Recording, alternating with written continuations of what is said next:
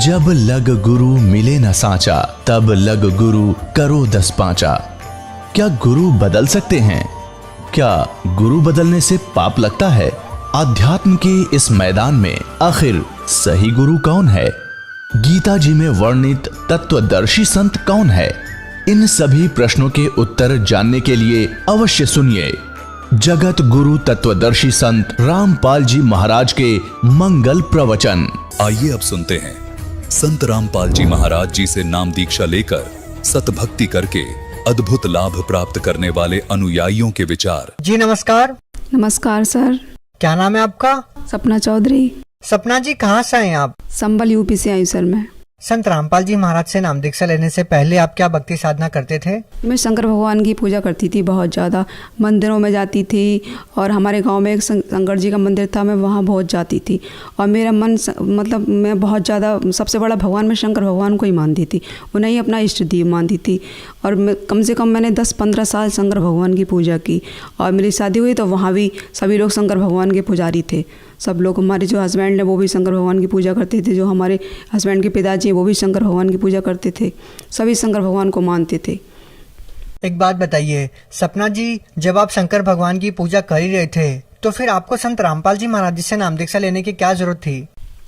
जी एक दिन ऐसा हुआ, मेरे जो बड़ी वाली सिस्टर है वो जो है मैं के में आई हुई थी, मैं भी अपने घर गई थी, तो वो कह रही थी कि बोले तूने सारी ज़िंदगी शंकर भगवान पे वो कर दी, ने पूजा करी, उनकी शंकर जी की पूजा करी, लेकिन तू दिमाग से भी टेंशन में रहती है और सारे कष्ट तुझे रहता है। ऐसा कर, संत रामपाल जी महाराज हैं, वो पूर्ण गुरु हैं और धरती पर आए हुए हैं हरियाणा में, ऐसा कर तू नाम दीक्षा ले ले। तो मैंने कहा मैं गुरु को नहीं मानती, मैं बहुत विरोध करने लगी उससे। मैंने आज तक कभी किसी को गुरु माना ही नहीं है और मेरे तो भगवान शंकर भगवान ही है, मैं सिर्फ शंकर भगवान को ही मानती हूँ। बोले मैंने, वो भी मुझसे लड़ती है, मैंने भी विरोध किया, मैंने कहा नहीं मैं नहीं मानूंगी गुरु को, और देखो वहाँ ऐसे होता है वैसा होता है, गुरु के इतने सारे गुरु हैं और मैं तुम कह रही हो कि पूर्ण परमात्मा संत रामपाल जी महाराज हैं, तो ये पूर्ण परमात्मा कैसे हो? गुरु तो बहुत सारे हैं इस धरती पर। बोली ऐसा कर, मैं तुझसे बहस नहीं कर सकती, ऐसा कर तुम ये सत्संग सुनना चैनल पर शाम को। बोला ठीक है। मैं अपने घर गई तो मैंने कहा चलो देखते हैं, ये बार बार कहे जा रही थी, बोले पूर्ण परमात्मा है संत रामपाल जी महाराज, पूर्ण परमात्मा है, मैं देखती हूँ सत्संग में, सुनती हूँ क्या कैसा सत्संग है संत रामपाल जी महाराज का। तो मैंने जो है सत्संग चलाया, मैंने 15 दिन सत्संग सुना संत रामपाल जी महाराज का। तो मैं सोचती थी वहाँ संत रामपाल जी महाराज ने शिव पुराण दिखाया, शिव पुराण में दिखा रहे थे, बोले शंकर भगवान तमोगुणी हैं। मेरे दिमाग में वो बात टच कर गई एकदम। बोले, मैंने कहा सही बात है, शंकर भगवान तमोगुणी है और इनके जो भक्त हैं वो जो शंकर भगवान की पूजा करते हैं क्रोध बहुत आता है। मगर तभी हमारे घर में इतनी लड़ाई झगड़ा होता है, हमारे घर में बहुत लड़ाई होती थी। मैं भी शंकर भगवान की पुजारी थी, हस्बैंड भी हमारे शंकर भगवान के पुजारी थे और जो भगत जी थे उनके पिताजी भी शंकर भगवान के पुजारी थे। हम तीनों बहुत झगड़ा होता रहता, घर में बहुत कलेश रहता था। तो मेरे दिमाग में वो जो है सत्संग थोड़ा सा भरता चला गया। मैंने कहा ज्ञान तो अच्छा है, मैं सुनती गई। 15 दिन हो गए मुझे सत्संग सुनते सुनते। एक दिन क्या हुआ, मैं जो है लेटी हुई थी, रात के 11 बज रहे थे। जब रात के 11 बज रहे थे तो जो है मुझे काल का यम के एक लंबा सा आदमी आया, काला, बहुत तगड़ा आदमी था, बहुत बड़ा। वो बोला कि आज मैं तुझे लेकर जाऊँगा और चल यहाँ से। मैंने कहा, बोला मैं तो नहीं जाऊँगी, मैं तो शंकर भगवान की पूजा करती थी, भगवान की पूजा करती, मेरे भगवान मेरी रक्षा करेंगे, मैं नहीं जाऊँगी यहाँ से बिल्कुल भी। बोले नहीं मैं तुझे लेके जाऊँगा। उसने क्या काम करा, ज़बरदस्ती मेरा जो है एकदम से शरीर अंदर आत्मा जो है खींचनी शुरू करी। हाथ मेरे छोटे हो गए, मेरे हाथ छोटे हो गए, मेरे पैर छोटे हो गए, मेरा मुँह छोटा हो गया, एक गुड्डा सा शरीर जो है मेरा बन गया छोटा सा। वो उसने एक झटके से मेरे बाहर खींच लिया। जैसे उसने मेरा शरीर बाहर खींचा, मैं इतनी रोई हो। मैंने तो इतनी पूजा की शंकर भगवान की और भगवान ने मुझे बचाया भी नहीं और मैं मर गई। तो मैं रोते रोते कह रही थी अपनी मम्मी से, पापा से, बहन भाइयों से, सबको पुकार रही थी, बोले मुझे बचा लो, मेरे भगवान ने भी मुझे नहीं बचाया। आज जो है मैं रोने लगी बहुत बुरी तरीके से। तो वो बड़ी दाढ़ी थी उसकी, काला सा आदमी था, बोला कि चल हम 10 मिनट का तुझे समय देंगे और जो है जिसे पुकारना है पुकार ले। मैं जो है रोने लगी, मैंने मम्मी पापा सबको पुकारा, किसी ने मेरे ऊपर ध्यान नहीं दिया। मैं उन्हें गालियाँ भी दे रही थी। मैंने कहा मैं इतने दिन यहाँ रही, किसी ने मुझे रोका नहीं। वो मुझे लेके चल पड़ा एकदम से, बोले नहीं अब नहीं, हमने 10 सेकंड का समय दिया तुझे और कोई तुझे बचा नहीं पाया, अब चल हम तुझे लेके चलते। वो मुझे लेके चल पड़ा। बहुत बड़ी बड़ी गुफाएं थी, गुफाओं में मिसाल लगी हुई थी और मैं चले जा रही थी और रोए जा रही थी। फिर एक बहुत दूर जाके एक बहुत ऊंचा सा सिंहासन था, उस सिंहासन पे एक बहुत तगड़ा आदमी बैठा था। वो वहीं उसके दरबारियों ने मुझे रोक लिया बाहर से ही, बोला कि देखो ये एक आत्मा आई है, आज देखते हैं इसके साथ क्या होगा, क्या घटना घटेगी। मैं वहीं डर के मारे खड़ी हो गई एकदम से। तो बोला कि इसकी वो मुझे बाद में पता चला कि वो धर्मराज था, वो काला सा आदमी अब आदेश दे रहा था। कुछ बराबर में खड़े थे आदमियों को, बोले इसकी फ़ाइल खोलो। उन्होंने बहुत बड़ी फ़ाइल सी थी, जैसे एल्बम होती है ऐसी फ़ाइल थी, वो खोली। उसने मेरे जैसे मैंने जन्म लिया था, जन्म से लेके और जब तक मैं मरी थी सारे कर्म के लेखा जोखा मुझे पढ़ के सुना दिया। एक दो बात ऐसी भी थी जो बोला कि मैंने मना कर दिया, बोले नहीं मैंने ऐसा नहीं किया है। तो जो तुरंत एकदम टीवी सा ऑन किया और मुझे दिखा दिया। मैं करते उसमें दिख गई, मैंने सिर नीचे झुका लिया। बोले ठीक है इसको लेकर तपस्या पर उधर लेकर चलो। एक आग सी जल रही थी, गोल गोल तवा सा था, उस पर मुझे फेंक दिए, चारों तरफ से भाले लगा दिए। मेरे शरीर में इतनी जलन लग रही थी, इतनी जलन, मैं इतनी बुरी तरीके से चीख कर रो रही थी, भगवान मुझे बचा ले, मैंने क्या कितनी बड़ी गलती की, मैंने क्या कर दिया ऐसा, कितना कष्ट मुझे हो रहा है, कितनी परेशानी मुझे हो रही है। जी मैं 10 मिनट में पूरा शरीर मेरे में आग ही निकलती रही, जलती रही, जलने पूरा शरीर मेरा जलने लगा, बहुत मैं रोती रही। उसके बाद में मेरे अचानक से मेरे शरीर में एकदम ठंडक सी महसूस होती है। जब मैं ठंडक सी महसूस होती है ना, तो पीछे से आवाज़ आई मेरे, बोले चल फूलों की बगिया में चल। इतने फूल बहुत ज़्यादा फूल थे उस बगिया में। पीछे से आवाज़ आई मेरे, बोले चलो फूलों की बगिया में चलो। मैं फूलों की बगिया में गई। जैसे मैंने फूलों की बगिया में प्रवेश किया, मेरी आंखों के सामने इतनी तेज़ रोशनी से करोड़ों सूर्य चंद्रमा लगा दो, मेरी आंखें खुल नहीं रही थी, इतनी तेज़ प्रकाश था मेरी आंखों के सामने से। मेरी हिम्मत नहीं हो रही थी कि मैं आंखें उठा के देखूं। पर मैंने सोचा, मैंने कहा क्या चीज़ है ऐसी जिसने मुझे पीछे से आवाज़ लगाई और मेरे शरीर में पूरे में ठंडक महसूस हो गई, जैसे मैं आग लग रही थी ना, पूरा शरीर मेरा ठंडा हो गया। मेरे कौन ऐसी चीज़ है, ये क्या चीज़ है। मैं आंखें खोल के देखती हूँ। जैसे ही मैंने आंखें खोली तो संत रामपाल जी महाराज का चेहरा मुझे दिखाई दिया। मैं इतना रोई है परमात्मा, मैं आपकी तो खोज कर रही थी, आप इतने बड़े परमात्मा हो मैंने जिसका इतना बड़ा विरोध किया, मैंने संत रामपाल जी महाराज का इतना विरोध किया, लेकिन मालिक ने मुझे जीवन दान दिया है दाता। मैं तो आपकी खोज कर रही थी, आप तो पूर्ण परमात्मा, वास्तव में ही पूर्ण परमात्मा हो। मैंने कितनी बड़ी भूल की, आपने मुझे जीवन दान दे दिया। तो संत रामपाल जी महाराज ने मुझे बोला, जा बेटा अब ऐसा करना, तू भक्ति करना, अब तू दृढ़ विश्वास के साथ भक्ति करना और ये दुनिया की बकवास मत करना बिल्कुल भी। और मैंने तुझे जीवन दान दिया, सिर्फ भक्ति के लिए दिया है। तूने भीख मांगी थी ना कि एक बार जीवन दान दे दो, मुझे एक बार जीवन दान दे दो, मैं भक्ति करूँगी। तो मैं आज से जीवन दान दिया है और जाके भक्ति करना। संत रामपाल जी महाराज ने मेरे शरीर को इतने आहिस्ते से छोड़ा, मेरे एकदम से शरीर में इतनी करंट सा लगा, मैं एकदम से घबरा गई। रात के 11 बजे से लेकर 1 बजे मुझे होश आया। जैसे मेरे संत रामपाल जी महाराज ने प्राणों को मेरे शरीर में प्रवेश किया, मैं उठकर बैठ गई एकदम से और मैं घबराई पूरी, इतनी तेज़ मुझे बुखार था, बहुत तेज़ बुखार था। फिर मैंने अपने हस्बैंड को जगाया, मैंने कहा उठो जल्दी से। बोले क्या हुआ? मैंने कहा मुझे जो है मैं मर गई थी। बोले हाँ मुझे भी एहसास है, क्योंकि मैंने जो है तेरे हाथ पैर हिलाए थे तो तेरा शरीर ऐसा था जैसे कोई आदमी अचेत हो जाता है ना। मैंने तुझे खूब हिलाया डोला, मैंने सोचा कि हो सकता है तू गहरी नींद में। तो क्या हुआ? मैंने कहा मुझे तो मैं मर गई थी। ऐसे जिक्र संत रामपाल जी महाराज आए थे और उन्होंने काल मुझे लेके गया था। संत रामपाल जी महाराज ने मुझे फूलों की बगिया में ज्ञान दिया और बोले पर बेटी सद्भक्ति कर जाके, और तो मुझे मेरे प्राणों को वापस करा, मुझे वहाँ लेके चलो, संत रामपाल जी महाराज के नाम दीक्षा केंद्र पर लेकर चलो, मुझे नाम दीक्षा लेनी है। बोले अरे तू तो क्या भाषा बोलने लगी, तू तो हमेशा संत रामपाल जी महाराज का विरोध करती थी। मैंने कहा नहीं विरोध, मुझे जानकारी नहीं थी, मुझे पता नहीं था कि ये पूर्ण परमात्मा है, ये भगवान है, मैंने इसलिए विरोध किया। मुझे नाम दीक्षा लेनी है, मुझे नाम दीक्षा दिला दो। तो मैं वहाँ गई और मैं नाम दीक्षा लेकर आई। सपना जी, जैसा कि आपने बताया कि आपको यम के दूध लेने के लिए आ गए और फिर आप धर्मराज के लोक में चले गए, लेकिन जिस तरीके से आपने बताया इन चीज़ों में लोग विश्वास नहीं करते कि मृत्यु के बाद किसने देखा है। तो जो लोग इन बातों में विश्वास नहीं करते उन लोगों को आप कैसे समझाएंगे कि संत रामपाल जी महाराज आपको मौत के मुंह में से निकाल के लेके आए हैं, कैसे विश्वास दिलाएंगे आप लोगों को? देखिए, पहले मैं भी इस चीज़ों पे बिल्कुल भी विश्वास नहीं करती थी, बहुत विरोध करती थी कि यह कुछ नहीं होता है, मरने के बाद क्या होता है, कैसे होता है। इस पूरी पृथ्वी पर सिर्फ संत रामपाल जी महाराज ही हमारे प्राणों की रक्षा कर सकते हैं, अन्यथा कोई भी देवी देवता कितनी भी भक्ति कर लो, कोई भी बचा नहीं सकता हमें। क्योंकि जब मैंने इतनी भक्ति की, मुझे किसी ने नहीं बचाया। मुझे पूरी ज़िंदगी मैंने शंकर भगवान की इतनी भक्ति कर ली, कम से कम 10-15 साल मैंने शंकर भगवान की भक्ति की, उन्होंने मेरे प्राणों की रक्षा नहीं की। मैंने इतना पुकारा, सिर्फ संत रामपाल जी महाराज ने मेरे प्राणों को बचाया।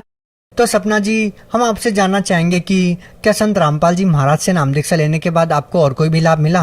हाँ जी, संत रामपाल जी महाराज से नाम दीक्षा लेने के बाद मैंने फरवरी 2016 में नाम लिया था, और अप्रैल में ही मुझे इतना बड़ा लाभ हुआ, परमात्मा ने इतना बड़ा चमत्कार दिखा दिया कि मेरे 5 साल की बेटी थी, उसके बाद में जो है जो भी बच्चा, मतलब 2-3 महीने की प्रेगनेंसी हो रहती थी और बच्चा जो है ख़राब हो जाता था खुद ही। मेरे साथ 3 बार ऐसा केस हुआ और जो है अबॉर्शन कराना पड़ा तीनों बारी। फिर जो है मेरा 3रा महीना चल रहा था नाम दीक्षा लिए हुए मुझे, तो जो है मेरी प्रेगनेंसी रुकी। फिर मैंने कहा अरे अभी तो जो है कहीं ऐसा ना हो, फिर भी ऐसे पहले जैसा हो जाए, चलो डॉक्टर को दिखाते हैं। अब मैं और मेरे हस्बैंड डॉक्टर के यहाँ गए, बोले हमने दिखाया, बोले बेटा ठीक है, और जो है रोग का इंजेक्शन लगा देते हैं हम, कल जो है चेकअप आज इसके सारे हो जाएंगे, कल रिपोर्ट मिलेगी, कल दोबारा आना। मैंने कहा ठीक है। उसने इंजेक्शन लगा दिया। तो हम दूसरे दिन गए, फिर जैसे हम दूसरे दिन गए, वो बोले रिपोर्ट लेके आओ पहले। तो सी हो रही थी मुझे बहुत ज़्यादा। भगत जी बोले जब नाम दीक्षा ले रखी है परमात्मा की, तुझे विश्वास है, आप परमात्मा ने इतना बड़ा चमत्कार दिखाया, ऐसा जीवन दान दिया, तो घबरा क्यों रही है, चल रिपोर्ट लेकर चलते हैं। तो मैंने जैसे ही उन्होंने रिपोर्ट देखी, डॉक्टर ने बोली अरे ये तो बहुत गलत हो गया मुझसे। बोले भगत जी, वो हमारे हस्बैंड बोले कि क्या हुआ? बोले कि मैंने इंजेक्शन लगा दिया इसको, लेकिन इसके तो जो है सारे पेट में इन्फेक्शन है, 6 महीने इसका इलाज चलेगा, और थायराइड की इसको बीमारी है, पहले उसका इलाज होगा और तब जो है बाद में ये चीज़ कोई प्रेगनेंसी रह सकती है, अन्यथा इसका अबॉर्शन कराओ, ये बेकार है बच्चा। मैं रोने लगी, वहीं रोने लगी। मैंने कहा परमात्मा, मैंने तो नाम दीक्षा ले लिया आपकी, ये क्या हुआ मेरे साथ? तो जो उस वक्त टाइम मतलब ऐसा था, मेरे पास ज़्यादा पैसे नहीं थे उस दिन, वरना मुझे इतना ज्ञान नहीं था। तो जब मैं पैसे नहीं थे, भगत जी बोले, हमारे हस्बैंड बोले चलो घर चलते हैं। हम उस दिन घर आ गए। फिर मैं जहाँ हम जो चलती है संत रामपाल जी महाराज की, मैं वहाँ रोने लगी, परमात्मा हमने तो नाम दीक्षा ले ली और ये ऐसे कैसे हो गया, फिर ऐसे हो गया ये तो जो है मैंने फिर अपनी मम्मी पे फ़ोन किया। मेरी मम्मी ने नाम दीक्षा ले रखी थी परमात्मा से, तो फ़ोन बात की, बोले मैंने कहा ऐसे बात है। बोले कि तू विश्वास कर, संत रामपाल जी महाराज से अर्जी लगा। मैंने संत रामपाल जी महाराज से अर्जी लगाई, तो संत रामपाल जी महाराज का आदेश आया कि बेटा भक्ति करो और परमात्मा दया करेंगे। मुझे बड़ी खुशी हुई। और ऐसा करना, इस बार जो है 15 दिन बाद किसी और डॉक्टर को दिखाना, इस डॉक्टर को ना देखा, किसी और डॉक्टर को दिखाना। मैंने कहा ठीक है। फिर जो है हमारे हस्बैंड बोले ऐसा ना हो कहीं 3 महीने बाद और दिक्कत खड़ी हो जाए, 8 दिन बाद ही चल पड़े। बोले चल किसी और डॉक्टर को दिखाते हैं। सर जिस डॉक्टर से मैंने वो दिखाया, मतलब इलाज कराया था और अल्ट्रासाउंड कराया था, वो ही दूसरे उसमें अल्ट्रासाउंड करता था। तो मैं घबरा गई उसको देख के। मैंने कहा ये इसने पहले अल्ट्रासाउंड करा मेरा, ये क्या कहेगा। बोले ये फिर आ गई और ये बच्चा ख़राब है, फिर ये आ गए अल्ट्रासाउंड कराने के लिए। तो जो है लेकिन मैं नाम जाप कर रही थी परमात्मा का, संत रामपाल जी महाराज के जो मंत्र दिए जाते हैं वो उनका जाप कर रही थी। तो जैसे मेरा अल्ट्रासाउंड पे नंबर आया तो मैं नाम जाप कर रही थी। वो बोला अल्ट्रासाउंड करने वाला मुझसे, बोले तुम्हें कोई दिक्कत है? मैंने कहा कुछ दिक्कत नहीं। बोले कोई तुम्हें दिक्कत परेशानी नहीं तो अल्ट्रासाउंड कराने के लिए क्यों आई हो? बोले बच्चा तुम्हारा ठीक ठाक है, कोई परेशानी नहीं, कोई दिक्कत नहीं, तो तुम लोग क्यों आए हो इतनी जल्दी? और ये बिल्कुल ठीक है। जो बेकार बच्चा था, बिल्कुल बेकार बताया था और अबॉर्शन के लिए बोल दिया था, वो बच्चा बिल्कुल ठीक, किसी बात की कमी नहीं उसके अंदर, बिल्कुल अच्छा था एकदम, किसी बात की कमी नहीं थी। और डॉक्टर भी, जब डॉक्टर को रिपोर्ट दिखाई ना तो डॉक्टर भी अचंभे में हो गया कि ये कैसे, कितना बड़ा क्या चीज़, आज तक हमने तो ऐसे कभी नहीं सुना ना देखा कि जो चीज़ ख़राब हो गई वो ठीक कैसे हो सकती है। वो भी अचंभा करने लगा। तो हमने बोला कि ये तो हमारे संत रामपाल जी महाराज की कृपा है, जो उनकी कृपा से ही ये बच्चा जो ख़राब था वो ठीक हुआ है। उन्होंने ही, परमात्मा ने ऐसा चमत्कार कराया हमारे साथ। सर मुझे एक और लाभ मिला है, जो है मेरे गले में ना थायराइड की गांठ थी, वो 3-4 साल से जो है मेरे गले में दिक्कत करती थी। मैं खट्टी चीज़ नहीं खा पाती थी, कोई चीज़ खा नहीं पाती थी, वो मेरे गले में एकदम अटकती थी, तो बहुत बड़ी हो गई थी। तो मैंने बोला, एक दिन मैंने दिखाने के लिए गई थी, मैंने संबल भी दिखाया, फिर मैंने मुरादाबाद में डॉक्टर एक संजय शाह, उसको दिखाने के लिए गई थी। तो उन्होंने बोला कि ये गांठ ऐसे घुलेगी नहीं और ऐसा करना तो ऑपरेशन होगा, इसका ऑपरेशन ही एकमात्र इसका इलाज है। मेरी ऑपरेशन की डेट जो है डॉक्टर साहब ने दे रखी थी, तो जो है मेरी बीच में ट्रेनिंग आ गई थी, ट्रेनिंग की वजह से मैं ऑपरेशन के लिए जा नहीं पाई थी। तो कम से कम 7-8 दिन हो गए थे। संत रामपाल जी महाराज जो संध्या आरती बताते हैं ना, तो संध्या आरती मैं कर रही थी। तो संध्या आरती करते करते जो है मेरे जो ऐसा महसूस हुआ जैसे किसी ने मेरी गांठ को अंदर से दबा दिया, मुझे खुद महसूस हुआ इस चीज़ को। फिर मैंने ध्यान नहीं दिया इस चीज़ पर, लेकिन मैं जो है परहेज़ नहीं किया मैंने। मैं खट्टी चीज़ भी खाती रही और ठंडी चीज़ भी खाती रही, जो मैं बिल्कुल नहीं खा पाती थी। ठंडी चीज़ खाते, खट्टी चीज़ खाते मेरे गले में बहुत बड़ी प्रॉब्लम खड़ी हो जाती थी, मेरा गला बंद हो जाता था। तो मैंने ध्यान दिया, मैंने कहा मैं ठंडी चीज़ भी खाती हूँ, मैं खट्टी चीज़ भी खाती हूँ, मुझे तकलीफ़ क्यों नहीं होती। तो मैंने जैसे अपने गले पे ध्यान दिया तो मुझे लगा, अरे ये तो संत रामपाल जी महाराज ने इतनी बड़ी कृपा कर दी, इतना बड़ा चमत्कार कर दिया मेरे साथ, जो मेरी गांठ को बिल्कुल बिना ऑपरेशन से पहले बिना ऑपरेशन के मेरी गांठ को बिल्कुल खोल दिया, बिल्कुल ठीक कर दिया। मुझे ऑपरेशन की ज़रूरत ही नहीं पड़ी, बिना ऑपरेशन के मेरी गांठ को ठीक कर दिया संत रामपाल जी महाराज ने। देखिए मेरे हस्बैंड पे जो है तीसरा लाभ मुझे ये हुआ, मेरे हस्बैंड पे जो है 302 का केस लगा हुआ था, वो 2007 से चल रहा था। और हमने जब नाम दीक्षा 2016 में ली तो जो है सितंबर 2016 में वो केस बिल्कुल फाइनल हो गया। इतना बड़ा लाभ संत रामपाल जी महाराज ने हमें दिया। तो सपना जी, जैसे कि आपने बताया कि संत रामपाल जी महाराज से नाम दीक्षा लेने के बाद आपको इतने बड़े बड़े लाभ मिले, तो हम आपसे ये जानना चाहेंगे कि पहले आप शिव भगवान की इतनी भक्ति करते थे, उनकी भक्ति करने के बाद आपको कोई विशेष लाभ नहीं मिला, और संत रामपाल जी महाराज से नाम दीक्षा लेने के बाद आपको इतने सारे लाभ मिलने लगते हैं। तो इसके पीछे क्या कारण मानते हैं कि पहले जो साधनाएं आप कर रहे थे, उन साधनाओं को करने के बाद आपको कोई लाभ नहीं मिला, और संत रामपाल जी महाराज से नाम दीक्षा लेने के बाद आपको इतने सारे लाभ मिलने लगे? देखिए पहले जो मैं शंकर भगवान को बहुत मानती थी, तो मुझे पता नहीं था कि इनके ये भगवान है। मैंने सोचा, फिर मुझे संत रामपाल जी महाराज का मैंने सत्संग सुना, तब मुझे जानकारी हुई मनमानी भक्ति करने से कोई लाभ नहीं होता, और ये मनमाना आचरण है, सारा शास्त्र विरुद्ध साधना है। मुझे जानकारी नहीं थी इस चीज़ की, लेकिन जब मैंने सत्संग सुना को मुझे जानकारी, संत रामपाल जी जो भक्ति देते हैं वो शास्त्र अनुकूल भक्ति देते हैं, जिसके बताई भक्ति विधि से इंसान को शारीरिक सुख होते हैं और आर्थिक सुख होते हैं, और जो है सबसे बड़ा लाभ तो मोक्ष का होता है, जो मुझे भी प्राप्त हुआ।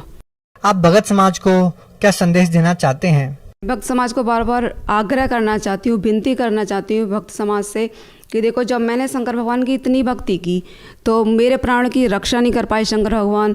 तो जो है आप जितने भी देवी देवताओं की भक्ति करते हैं ना, कोई भी बचाने वाला नहीं है इस धरती पर। सिर्फ संत रामपाल जी महाराज ही सबके जीवन की रक्षा कर सकते हैं। वही पूर्ण परमात्मा इस धरती पर अवतार के रूप, कबीर साहिब के अवतार के रूप में आए हैं परमात्मा। संत रामपाल जी महाराज से नाम दीक्षा लो और अपने कष्टों का निवारण कराओ। जो व्यक्ति संत रामपाल जी महाराज से नाम दीक्षा लेना चाहते हैं, वो उनसे नाम दीक्षा कैसे ले सकते हैं? देखिए यूट्यूब पर संत रामपाल जी महाराज सर्च कीजिए और उस पर बहुत सारे सत्संग आते हैं। उन सत्संगों को ध्यान से सुनिए और समझिए। फिर उन पर नीचे कॉन्टैक्ट नंबर दिए हुए थे, उन कॉन्टैक्ट नंबर पर बात करिए और अपने नज़दीकी नामदान केंद्र से नाम दीक्षा लेकर आप नाम दीक्षा ले सकते हैं। जी धन्यवाद। सत साहिब जी। दर्शकों, अभी आपने सुने संत रामपाल जी महाराज से दीक्षा प्राप्त करके सुखी हुए भक्त के अनुभव। अब देखिए जगत गुरु तत्वदर्शी संत रामपाल जी महाराज के मंगल प्रवचन। पुण्यात्माओं, जो शंकराचार्य जी हुए हैं प्रथम, उनका एक बहुत बड़ा योगदान है, एक बड़ा उपकार है। उन्होंने बुद्ध धर्म के प्रचार को रोक दिया। चीन में हुआ था बुद्ध धर्म का प्रचार, पूरा चीन नास्तिक हो गया। कारण क्या रहा कि महात्मा बुद्ध जी ने जो परमात्मा से राहत पाने की पूजा की विधि बताई, वो शास्त्र विधि को त्याग कर मनमाना आचरण था, जिस कारण से आध्यात्मिक लाभ किसी को नहीं हुआ। अंत में 1000, 2000, 4 या 2500, 3000 वर्ष तो हो चुके उस महात्मा बुद्ध के जन्म को, क्योंकि आदि शंकराचार्य से पहले उनका जन्म था। उस समय तो बुद्ध धर्म बहुत प्रचार यानी चरम सीमा पर था। तो उस समय से और अब तक बुद्ध धर्म के अनुयायियों को आध्यात्मिक लाभ नहीं हुआ, जिस कारण से वो नास्तिक हो गए। कि अपना करो और खाओ, भगवान भगवान कुछ नहीं है। अब उस बुद्ध धर्म को रोकना एक बहुत बड़ा उपकार हमारे ऊपर रहा, लेकिन बात वहीं की वहीं रही, आसमान से गिरे खजूर में अटक गए। अब इन शंकराचार्य जी ने हमें क्या ज्ञान दिया, एक झलक दिखाते हैं। ये है सांकर पंचम। ये सांकर पंचम नामक एक पुस्तक है, और इसके रचन करने वाले कौन है? आदि शंकराचार्य विरचित पंच ग्रंथा नाम संग्रह, 5 ग्रंथ रचे गए, उनका संग्रह है। देखिएगा, ये है आदि शंकराचार्य, और ये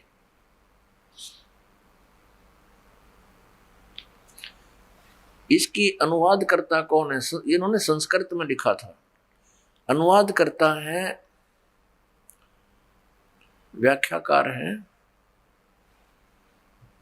जगत गुरु शंकराचार्य स्वामी स्वरूपानंद सरस्वती जी महाराज। ये देखिएगा, सांकर पंचम, ये है अपरोक्ष अनुभूति, तत्वबोध, आत्मबोध, ये मणिरत्नमाला, भज गोविंद, ये इसके अंदर 5 ग्रंथ हैं। इसके अनुवादक हैं श्री मत परमहंस परिव्राजक आचार्य ज्योतिर्द्वारके और सांकर पीठ द्वाधीश्वर जगत गुरु शंकराचार्य श्री स्वरूपानंद जी सरस्वती स्वामी वरिया, शारदा पीठम प्रकाशन द्वारका। अब यहां से देखेंगे इसको। ये है शंकराचार्य विरचिता है पंच ग्रंथानाम संग्रह, 5 ग्रंथों का संग्रह है। वो कौन कौन से हैं? अपरोक्ष अनुभूति, तत्वबोध, आत्मबोध और मणि रत्नमाला, भज गोविंद, ये 5 से। ये है ज्योतिष पीठाधीश्वर और द्वारका पीठाधीश्वर जगत गुरु शंकराचार्य श्री स्वरूपानंद सरस्वती जी स्वामी पाद है। परिणीतया, यानी इसने हिंदी टीका किया है शंकर सप्रया नाम से, इन 5 ग्रंथों का जो संस्कृत में वर्णित है। प्रकाशन है शारदा पीठ प्रकाशनम, द्वारका 361 335 जामनगर गुजरात, इनके कोड नंबर, ये दूरभाष नंबर। ये कहाँ से छपा है? Shri Mata computers private limited, ये मुद्रक है, 20/7/125 केदार घाट वाराणसी से। पहले इनका बताते हैं, देखिएगा। ये ज्ञान का स्वरूप बताया है पृष्ठ नंबर 10 पे। यहाँ क्या बताया है कि ज्ञान का स्वरूप, मैं सम शांत और सच्चिदानंद स्वरूप ब्रह्म हूं, असत स्वरूप मैं नहीं हूं, ब्रह्मो वाम अहम, वह ब्रह्म मैं ही हूं, अर्थात जीव ही ब्रह्म है, इनका ये विधान है। मैं स्वयं निराकार, निर्मल, अविनाशी, अवय और निर्विकार हूं। मैं दुखहीन, आभासहीन, विकल्पहीन, व्यापक और व्यापक हूं। देह मैं नहीं हूं। मैं सुखी, दुखी, संसारी, स्थूल, कृष्ण आदि समस्त अध्यायों से परे हूं। सर्व रोग रहित मैं निरामय, निराभास तथा व्यापक हूं। ठीक। अब 15 पर देखिएगा, इसके 15 पृष्ठ पर क्या कहा है? एवं देह आत्मा पुरुष ईश्वर है। इसका अर्थ इन्होंने क्या? मैं आत्म स्वरूप हूं, अर्थात पुरुष ही ईश्वर है। यहां थोड़ा सा घुमा गई है। मैं आत्म स्वरूप ईश्वर है, मैं आत्म स्वरूप ईश्वर हूं, ये कहना था। मैं आत्म स्वरूप हूं, पुरुष ही ईश्वर है, यानी मैं ही ईश्वर हूं। इसका अर्थ यह है। इन्होंने थोड़ा घुमा दिया अनुवाद करते इसमें, कोई बात नहीं, आगे फिर देखते हैं। अब पृष्ठ 46 और 47 पर ले चलते हैं। ये देखिएगा, ये 45 पृष्ठ पे इसी ये साफ लिखा शंकर पंच के ये अपरोक्षानुभूति नामक ग्रंथ का अनुवाद यहाँ चल रहा है, इसके अंदर ही। इस पे क्या कहा कि मैं ब्रह्म ही हूं। ठीक हो गया। फिर यहां लिखा है 46 पे, अहम ब्रह्मास्मि, मैं ब्रह्म ही हूं। यह सदवर्ती से दो परम परमानंदायिनी निरालम सतीथि है, उसे ध्यान कहते हैं। ये इनका ध्यान है कि मैं ब्रह्म ही हूं, मैं भगवान ही हूं। अब आते हैं 71-72 पे। ये प्रश्न नंबर 71 पर आत्मबोध नामक ग्रंथ है, इसका अनुवाद किया है। यहां देखिएगा, किंतु असंग सचिदानंद स्वरूप प्रकाश रूप सर्व आत्म सर्व अंतर्यामी चिदाकाश स्वरूप हूं मैं ही। मैं देह पुरुष, मैं देह हूं पुरुष हूं, ऐसा नहीं। ये तो सब नकारा किया कि ऐसा निश्चय नहीं होना चाहिए, पुरुष नहीं हूं। किंतु ये है, आगे फिर लिखा है कि मैं स्वयं ब्रह्म ही हूं, मैं स्वयं भगवान ही हूं। जीव के विषय में ये ज्ञान है इनका। अप्रोक्ष ज्ञान द्वारा संपूर्ण कर्म बंधनों से वह ज्ञानी सर्वथा मुक्त हो जाता है, वही सच्चा जीवन मुक्त है। अब 72 पे देखियो, ये 72 पृष्ठ है आत्मबोध का, शंकर पंचकम। इसमें क्या लिखा है कि मैं ब्रह्म ही हूं, ऐसे निश्चात्मक ज्ञान द्वारा संचित कर्म नष्ट हो जाते हैं। अच्छा, ये तो इसने बता दिया कि मैं ही ब्रह्म हूं, जीव ही परमात्मा है। इसे सिद्ध हो गया कि वह है ईश्वर मैं ही हूं, यानी जीव ही परमात्मा है। इनका ये विधान है। और फिर ये क्या कहते हैं, श्री कृष्ण और शंकर भगवान की पूजा करनी चाहिए। देखिएगा, इसी के शंकर पांचम चल रहा है 136 पर।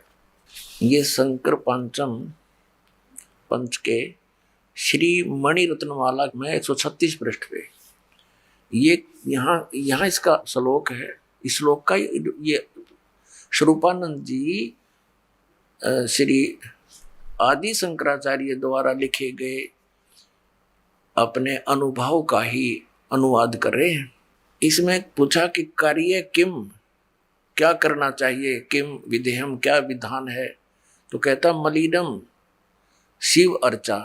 यहां देखा इसका उत्तर, ये प्रश्न, ये क्या प्रश्न, क्या करना चाहिए। शंकराचार्य जी कह रहे हैं भगवान शिव की पूजा करनी चाहिए। फिर जीव कहाँ गया। अब भगवान शिव की पूजा करनी चाहिए तो जीव कहाँ रह गया भगवान। फिर आगे और दिखाते हैं इनके कलाबाजी, 128 पृष्ठ पे दिखाते हैं आपको। ये देखिएगा, ये 127 पृष्ठ पे 10वां श्लोक है, ये श्री मणि रत्नमाला का, उसी शंकर पंचके में पंचक में। यहाँ ये संस्कृत है, कार्य मया का, मेरा कार्य क्या है, शिव विष्णु भक्ति। ये संस्कृत है, यहाँ अनुवाद किया श्री स्वरूपानंद जी ने। वो श्लोक है संस्कृत में शंकराचार्य का, आदि शंकराचार्य। प्रश्न मुझे क्या करना चाहिए, ये इसमें शपथ है कि मया कार्य मया का, मुझे क्या करना चाहिए। इसमें लिखा शिव विष्णु भक्ति, बस यह करनी चाहिए। नहीं, देखो इसका अनुवाद इन्होंने कहा है, प्रश्न मुझे क्या करना चाहिए, 128 पृष्ठ पे है ये। मुझे क्या करना चाहिए, भगवान शिव और विष्णु की भक्ति करनी चाहिए। अब जीव की तरह गया वो फिर भगवान। अब परमात्मा कहते हैं ये माला पैर हुए हैं मुक्ता, सटदल उआ बाई बकदा। ये उआ बाई बकरे है इनका कोई सिर पैर इन शंकराचार्यों के ज्ञान का, ना कोई वेद आधार। श्रीमद् भगवत गीता में कहीं लिखा है शंकर और विष्णु की पूजा करने को, शिव की और विष्णु की पूजा करने को। तो श्रीमद् भगवत गीता अध्याय नंबर 16 के श्लोक 23-24 में कहा कि अर्जुन, जो शास्त्र विधि को त्याग कर मनमाना आचरण करते हैं उनको न तो सुख होता, न उनकी गति होती, न कोई सिद्धि प्राप्ति होती, अर्थात यूजलेस, व्यर्थ।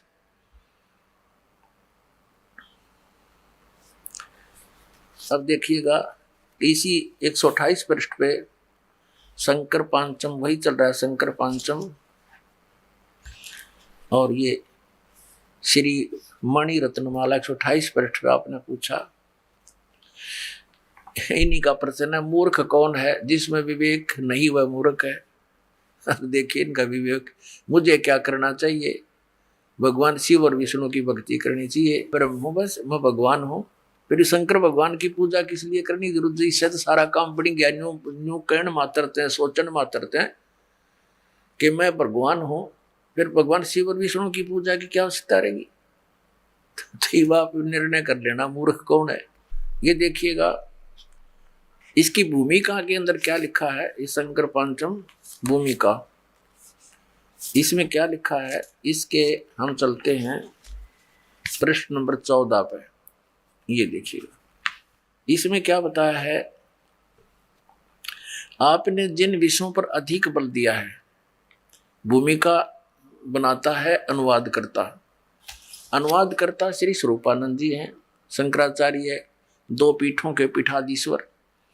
और ये कह रहे हैं कि इस अनुवाद जो मैं करने जा रहा हूँ इसका, तो इसमें लिखा है कि उसमें इस 5 इकट्ठे किए हुए ग्रंथों में उन्होंने क्या विशेष ज्ञान दिया है। देखिएगा ये प्रश्न नंबर 14 पे, आपने जिन विषयों पर अधिक बल दिया उनमें सत्संगति, गीता पाठ श्री शंकराचार्य के बारे में लिखा है, और भगवान विष्णु शिव व श्री कृष्ण की भक्ति, गंगा जल का पीना पान आदि आदि इनके ये मुख्य है। आत्मज्ञान की आवश्यकता आदि पर रेखांकित किया है। आप जी को आदि शंकराचार्य जी के विचार सुना रहा है ये दास।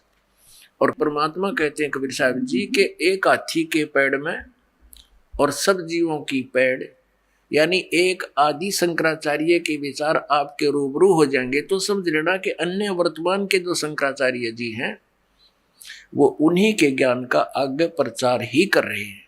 बस इतनी सी बात। देखिएगा इसके पृष्ठ 58 पर ले चलते हैं आपको। ये देखिएगा सांकर पंच के तत्वबोध 58। यह इन्होंने तत्व विवेक किया है। तत्व विवेक क्या है? ये तत्व विवेक कह यानी तत्व विवेक क्या है, इसका ये हिंदी है। तत्व विवेक क्या है? उत्तर है शंकराचार्य जी का, आदि शंकराचार्य जी का, आत्मा सत्य है और उससे भिन्न संपूर्ण जगत मिथ्या है। इसी नित्य ज्ञान को तत्व विवेक कहते हैं। अब आगे दिखाते हैं आपको। इसके 99 पृष्ठ पर ले चलते हैं। ये 99 पृष्ठ पर देखिएगा। 99 पृष्ठ पर दुख, राग, द्वेष, भय और उद्वेग आदि मन के धर्म है, मेरे नहीं है। जब मैं मन वाला ही नहीं हूं तो भला मेरे साथ दुख आदि विकारों का संबंध ही क्या हो सकता है? श्रुति ने आत्मा को प्राण से रहित, मन से रहित एवं शुद्ध रूप में प्रतिपादित किया है। ये देखिएगा इसी शंकर पांचम के पृष्ठ नंबर 77 पे क्या कहा है कि जैसे पूर्णिमा का चंद्रमा सरोवर में दिखलाई पड़ता है, उसी प्रकार शुद्ध अंतःकरण में आत्मा का दर्शन होता है। ठीक है। अच्छा, अब आते हैं। अब इन्होंने यहां बताया है 10 पृष्ठ पे कि मैं स्वयं निराकार यानी आत्मा निराकार, निर्मल, अविनाशी, अव्यय और निर्विकारी हूं। आत्मा को निराकार बता रहे हैं ये कि मैं निराकार हूं खुद।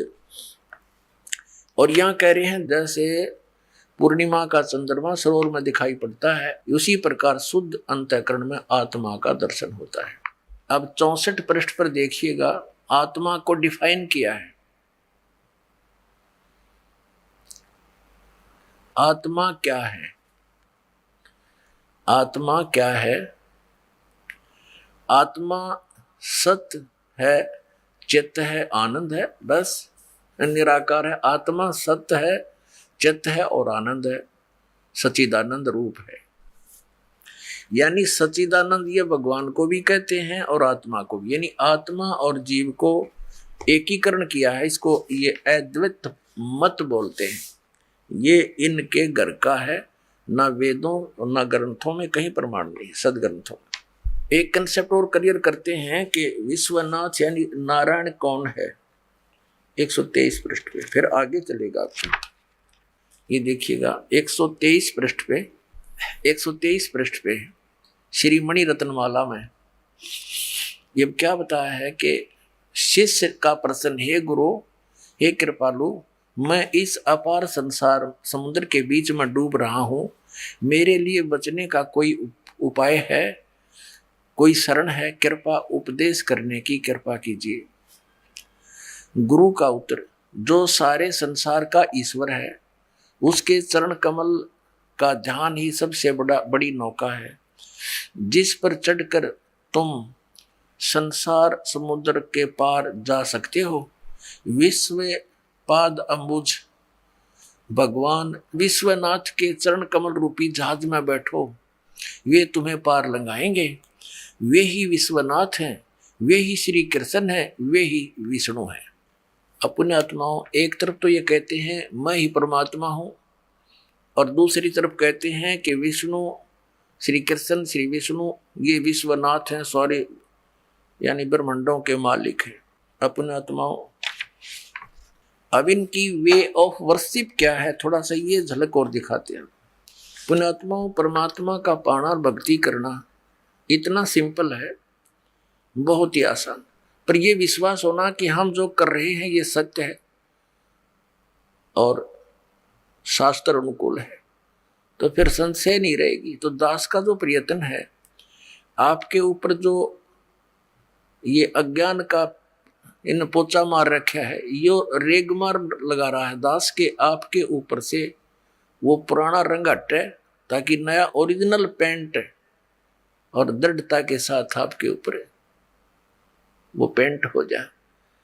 तो सत्य ज्ञान आपको दास साथ साथ सुना रहा है, और इस अज्ञान को हटाने के लिए सदग्रंथ दिखा करके, इनके द्वारा लिखे हुए अनुभव दिखा करके वो रेग मार लगा रहा है। पुण्यात्माओं, अनजान पने में, भोलेपन में बहुत से श्रद्धालु कहते हैं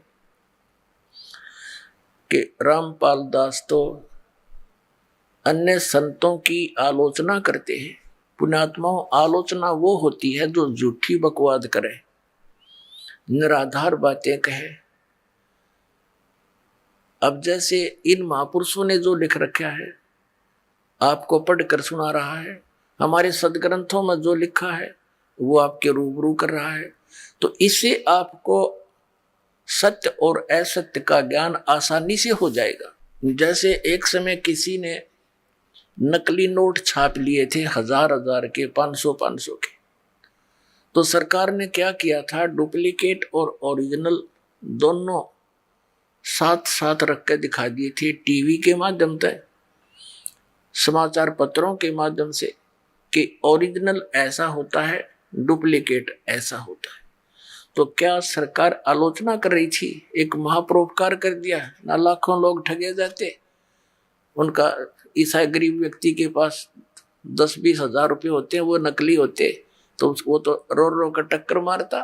तो पुण्यात्माओं, आप जो ठगे जा रहे हो, आपकी तो कीमत ही नहीं लगाई जा सकती। मनुष्य जीवन के एक श्वास की कीमत ऐसी बताई है कि 3 लोग भी एक तरफ रख दे तो भी सस्ते हैं ये, और एक श्वास महंगा है मनुष्य का। इन्होंने कितना बर्बाद कर दिया, हमारे पीढ़ी की पीढ़ियां का नाश कर दिया। शास्त्र विधि विरुद्ध ज्ञान देकर उनको भूत प्रेत बनवा दिया, और फिर उनने पे श्राद्ध निकलवा कर फिर आगे रोजगार चला लिया। तो ये दास एक महापरोपकार कर रहा है, और बुद्धिमान समाज है, शिक्षित सभी मानव है, बहुत आसानी से अब ग्रहण हो रहा है। अगर 150 वर्ष पहले ये कोई शब्द बोल देता तो उद्मस्त्रवा देते, ये नकली धर्मगुरु, ये डुप्लीकेट ज्ञान वाले। तो पुण्यात्माओं, आपका सौभाग्य है कि आप तक सच्चाई पहुंच रही है हमारे सदग्रंथों की। अब आपके समक्ष इनकी वे ऑफ वर्शिप दिखाते हैं। आदि शंकराचार्य जी ने कौन सी भक्ति बताई है। एक तो यह बता दी श्री शिव और कृष्ण और विष्णु की भक्ति करो, श्री शिव जी की भक्ति करो, गीता का पाठ करो। फिर ये क्या बताते हैं, प्रातः उठ के, ये देखिएगा एक और दिखाते हैं बीच में इनकी कलाबाजी देखी 69 पे। आत्मबोध में माया उपाधि वाले चेतन को ईश्वर कहते हैं, और इस प्रकार उपाधि भेद से जीव ईश्वर भेद दृष्टि जब तक रहती है तब तक जन्म मरण आदि रूप संसार निवृत्त नहीं होता। इसलिए जीव ईश्वर में अभेद दृष्टि होनी चाहिए, यानी जीव और ईश्वर एक है। हो गया क्लियर? जीव ही ब्रह्म है, जीव ही ईश्वर है, या कसर रही थी। अब 51 पृष्ठ पर आते हैं, ये देखिएगा 51 पृष्ठ पे इनकी पूजा क्या है। यह संपूर्ण जगत अदृश्य भाव रूप चेतन में है। इस प्रकार बुद्धिमान पुरुष सावधान होकर नित्य प्रति अपने आत्मा का ब्रह्म भाव से चिंतन करे। अब क्या है इनका स्मरण, कि अपनी आत्मा को ही परमात्मा जान के इसका ध्यान करे। ठीक। अब फिर इन्होंने और भक्ति विधि बताई है 47 पृष्ठ पे। 47 पृष्ठ पर भक्ति विधि बताई है। इस चित्त को सभी ओर से खींचकर निर्विशेष आत्मा रूप में प्रतिष्ठित कर देने को समाधि कहते हैं। बस अपने चित्त को खींच के आत्म स्वरूप में प्रतिष्ठित कर ले कि मैं ही भगवान हूं, नो मान ले, या समाधि होगी इनकी। इनका कहने का तात्पर्य यह है कि यदि किसी पर कोई दुख रोग आदि का आक्रमण हो तो ये मान ले कि मैं शरीर नहीं हूं, ये दुख मुझे नहीं हो रहा, मैं तो आत्मा हूं। बताया कोई बात हो इनकी? पुण्यात्मा, एक समय ये दास, यहां हरियाणा के अंदर एक गांव है पिंडारा, और उस पिंडारा गांव के ऊपर एक तीर्थ है इनका, जहां अमावस्या के दिन स्नान करते हैं लोग। तो वहां एक 2 घीसापंथी आश्रम है, 2 संतों के। तो उनमें से एक ने सत्संग करवा रखा था 4-5 दिन का। तो वहां बुला रखे थे कई साधु प्रवक्ता, प्रवचन करता। उनमें से एक था ये सरस्वती, यानी ये आदि शंकराचार्यों का चेला। वो यही कह रहा था रह के कि आत्मा ही परमात्मा है, जीव को भ्रम हो गया है कि तू शरीर है, तू देह है, इसलिए ये दुखी है। और प्रवचन करे, बड़ी बड़ी बातें बनाओ और कथा सुनावे। तो दूसरे जो वक्ता थे उसके साथ बैठे थे, उनकी बना रखी थी एक बैठने की तख्त डालकर स्टेज सी, श्रोता नीचे बैठे सुन रहे थे। तो अन्य वक्ता बड़े अपने आप को उससे डिप्रेस समझ रहे थे, और श्रोता भी उसकी बातों को सुनकर ऐसे ताली पीट रहे थे। कि वो क्या बताता है कि एक समय मैं चला जा रहा था, रास्ते में एक व्यक्ति बहुत दुखी था, पीड़ा से कराह रहा था। मैंने उसको बताया कि तू शरीर नहीं है, तू तो आत्मा है, आत्मा निर्लेप है, निराकार है, उस पर ये विकार नहीं होते, दुख सुख उसको होता ही नहीं। अरे भोले मानव, तो क्यों दुख पा रहा है? तो केवल भ्रम में दुखी है। और वो क्या कहता है कि उसी समय उसको आत्मबोध हो गया, उसको पीड़ा रही नहीं। अभी आपने सुने संत रामपाल जी महाराज के मंगल प्रवचन। आइए अब सुनते हैं संत रामपाल जी महाराज जी से नाम दीक्षा लेकर सतभक्ति करके अद्भुत लाभ प्राप्त करने वाले अनुयायियों के विचार। सर नमस्कार। नमस्कार जी। सर क्या नाम है आप? बलवान शर्मा। बलवान जी कहाँ से आए आप? बठिंडा से। बठिंडा पंजाब से। हाँ जी। संत रामपाल जी महाराज जी से नाम दीक्षा कब लिया आपने? 2009 में जी। सर, संत रामपाल जी महाराज जी से नाम दीक्षा लेने से पहले आप क्या भक्ति साधनाएं करते थे? मंदिर में पुजारी थी, मंदिर की भक्ति करते थे जी, हनुमान जी की। हनुमान जी हमारा इष्ट था, हनुमान जी का ही हमारा गुरु धारण किया हुए थे। हमारा जो परिवार है वो हनुमान जी से ही संबंधित रखता है और उन्हीं की जोत बत्ती, उन्हीं की आराधना पूजा करता है। सर, किस तरह से आपने किस प्रकार से पूजाएं की है, आप हमें बताना चाहेंगे? हमने जी मंदिर में रह कर के जैसे 42 दिनों के व्रत किए, हवन यज्ञ किए, मतलब जैसे ग्रहण कोई जाता है तो उसमें हवन यज्ञ किया। मतलब कोई भी ऐसा त्यौहार नहीं था जो खाली चला जावे।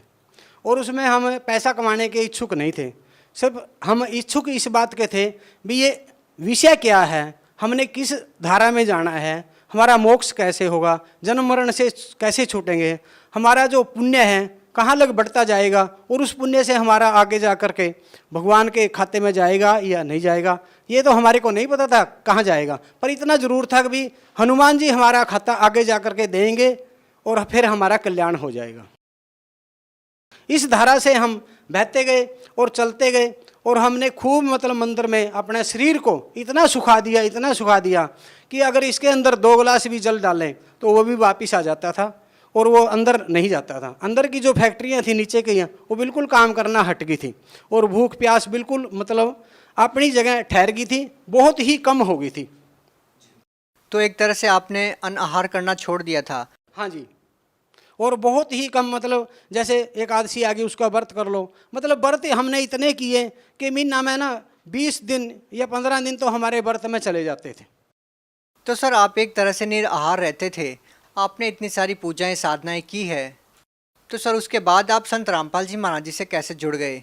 संत रामपाल जी महाराज जी से इसलिए जुड़ गए जी, हमारे पास एक AP सिंह नाम का जो संत रामपाल जी से का अनुयायी था, उन्होंने हमारे को ये ज्ञान दिया भी ज्ञान ये है, आप किससे जुड़े हो? पहले उन्होंने पूछा, मैंने कहा हनुमान जी से, हनुमान जी हमारा इष्ट है और उनसे जुड़े हुए हैं। वो कहने लगे भी ये जो देवी देवता है ये जन्म मरण में है।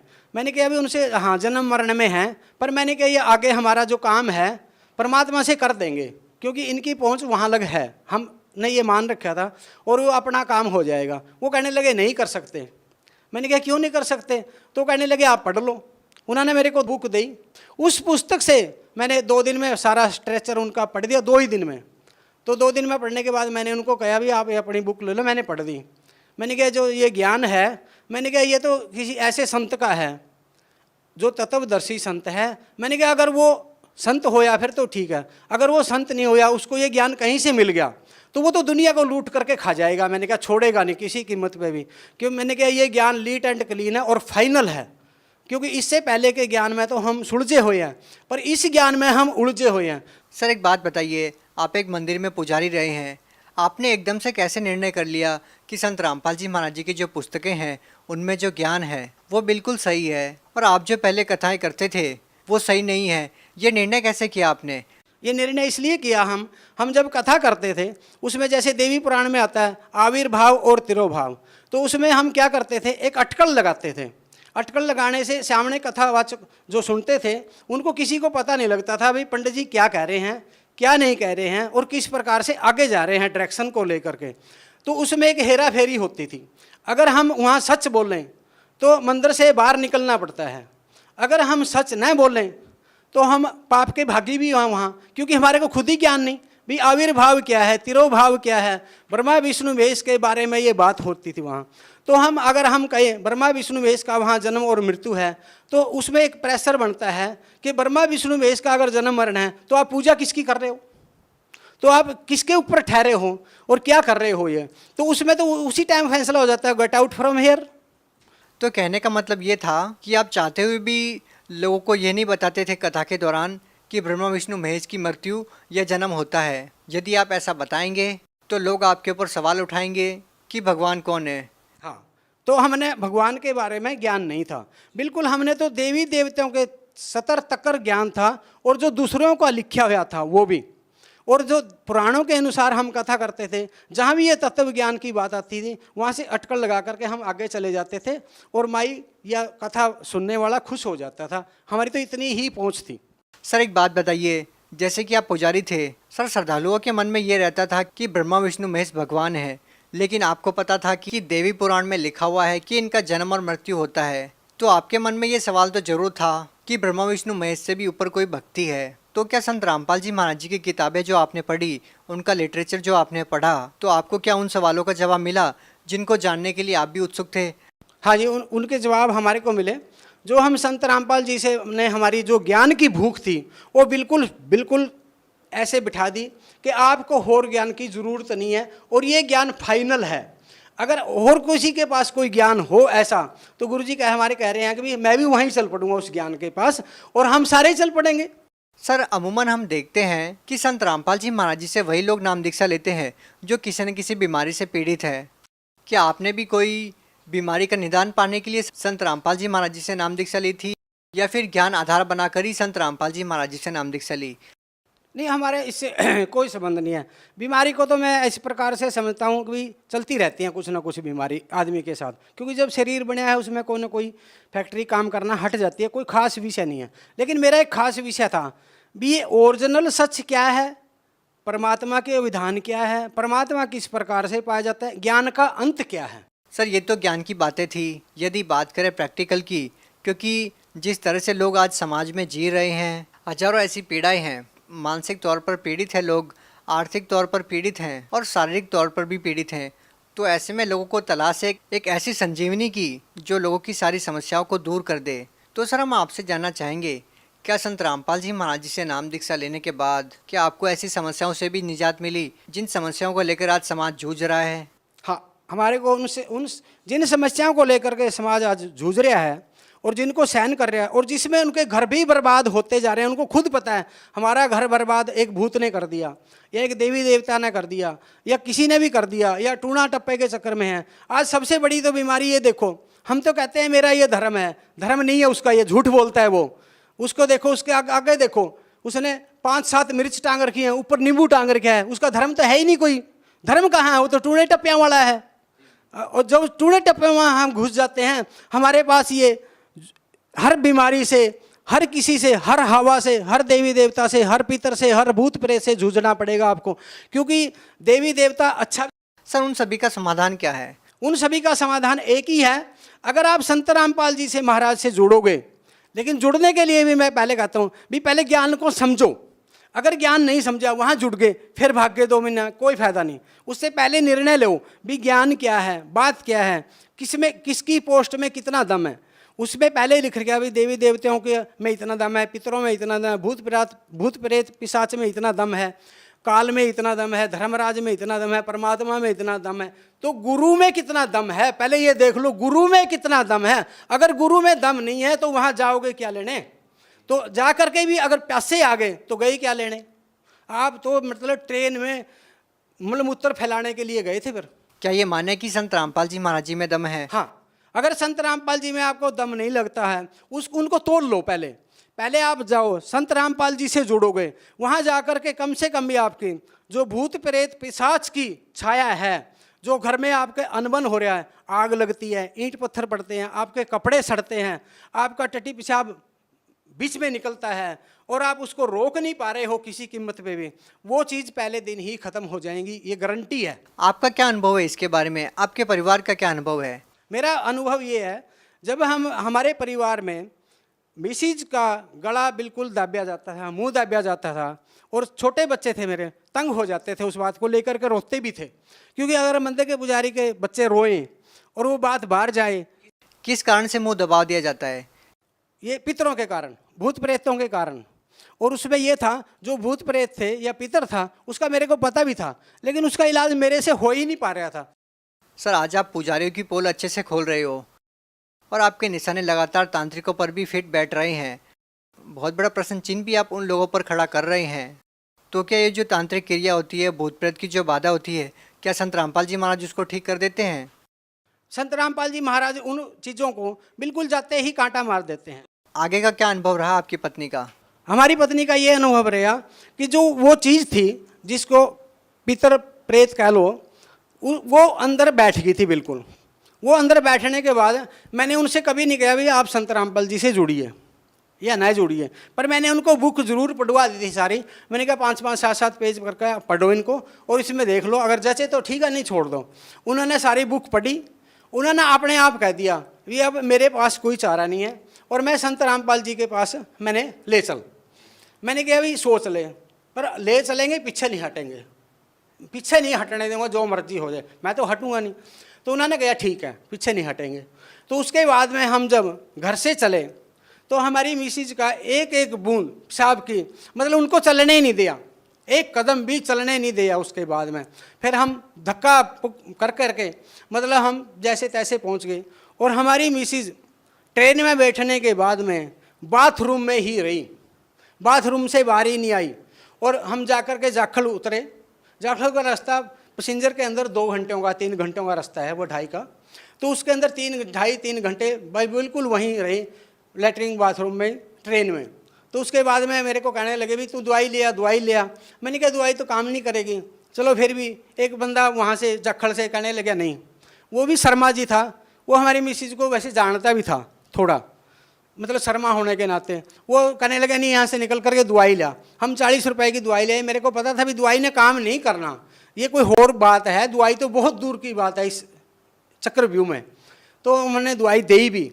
तो उसके बाद में हम जब बरवाड़ा पहुँचे, अगली जब ट्रेन में बैठे फिर भी हम बाथरूम में रहे, यानी कि मतलब बरवाड़ा तक कर हम बाथरूम में पहुँच गए। और मतलब अंदर से मैं बहुत ही कल्पया इस बात के लिए भी, इतनी साधना करके इतना कुछ करा करके फिर भी रो रहे हैं बात को। और ये कितना बड़ा इस बात का चक्रव्यूह है जो हमारे को टेंशन में और दबोच रहा है। तो उसके बाद में जब बरवाड़ा गए वहाँ जा कर के मिसिज ने चाय पी, क्योंकि हमारी मिसिज ना चाय की बड़ी इच्छुक है, मतलब जो 4 बारी दे देते 4 बारी 6 बारी भी पी लेती है। वह कहने लगी बड़ी स्वाद है। मैंने कहा और पी ले भाई, क्योंकि गुरु जी के वहाँ ना चाय बहुत ज़्यादा स्वाद होती है वैसे। तो उन्होंने चाय पी। मैंने कहा ठीक है। जब गुरुजियों ने आशीर्वाद दिया तो गुरुजी वहाँ से 5-7 कदम मतलब 4 कदम आगे चले गए। गुरुजी फिर दोबारा वापस आए। गुरुजियों ने सिर पे हाथ रखा। सिर पे हाथ रखने के बाद में तो मतलब 2-3 मिनट के बाद मिसिज बाथरूम में गई। बाथरूम में निकल जाने के बाद में उनको वहाँ पता लगा, आपने आप बताया उन्होंने भी इतनी बड़ी कोई चीज़ निकल करके भागी है। और मेरे को पता था वो चीज़ क्या भागी है। वो एक छोटा बच्चा था, कोई 6 या 7 साल का, जो डेथ हुई थी। वो अंदर उसने जगह बना रखी थी सूक्ष्म रूप से, छोटे रूप से। और वो मतलब योनि के रास्ते बाहर निकली है। और निकली पहले जब गुरुजी ने आशीर्वाद, उसके बाद में मिसिज वहाँ रही, खाना भी खाया, सब कुछ होया। कोई मतलब वो बिल्कुल फ्रेश हो गए, यानी कि उनको कोई भी तकलीफ़ नहीं है, 0 तकलीफ़ है। उसके बाद हम नरवाना से, और रेलवे जो स्टेशन है जो फाटक लगता है, वहाँ से लेकर के कम से कम वो 1.5 किलोमीटर के आसपास है। और वो पैदल बिल्कुल घोड़े की तरह गई। तो बच्ची भी हमारे कहने लगी कि मम्मी अब कहाँ गई तकलीफ़, अब कहाँ गई है। कि मैं मतलब अब वो घोड़े की तरह चल रहे हो, और पहले 1 कदम भी नहीं चल सकते थे। उसके बाद में हमने ये अनुभव वहीं लिया, ये अनुभव वहीं है। बहुत बहुत धन्यवाद सर। सत्य।